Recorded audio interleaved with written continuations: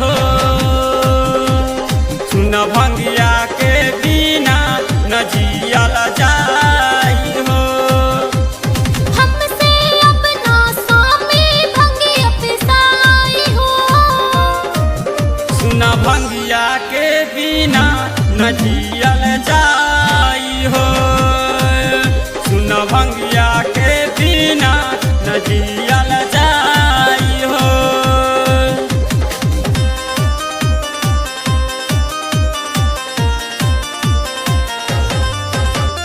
Ananya recording studio Patna.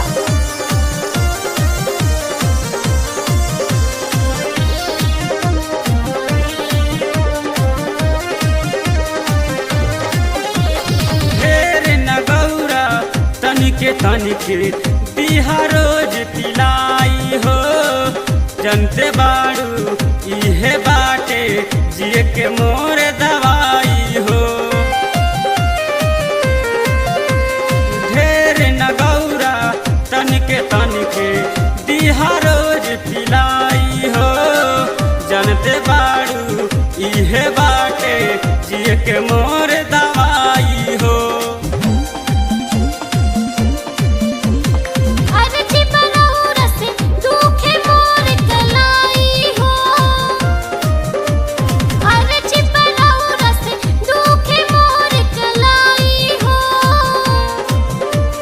भंगिया के बिना न जियल जाई हो। सुन भंगिया के बिना न जियल जाई हो। हमसे अपना स्वामी भंगिया पिसाई हो। सुन भंगिया के बिना न जियल जाई हो। सुन भंगिया के बिना न जियल जाई हो।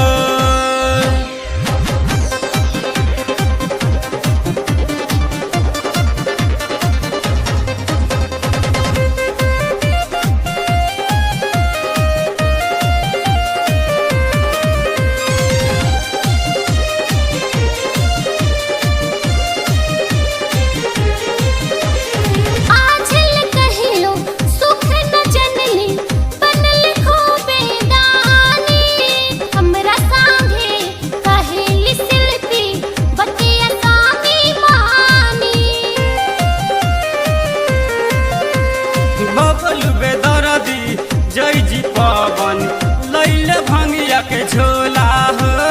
कराना देरी पीस के बना दो हाली से गौरा गोला हो। चल जाए मेहर यदि खैबा न खोआ मलाई हो। चल जाए मेहर यदि खैबा न खोआ मलाई हो। सुन भंगिया के बिना न जियल जाई हो। सुन भंगिया के बिना न जियल जाई हो। हमसे अपना स्वामी भंगिया पिसाई हो। सुन भंगिया के बिना न जियल जाई हो। सुन भंगिया के बिना न जियल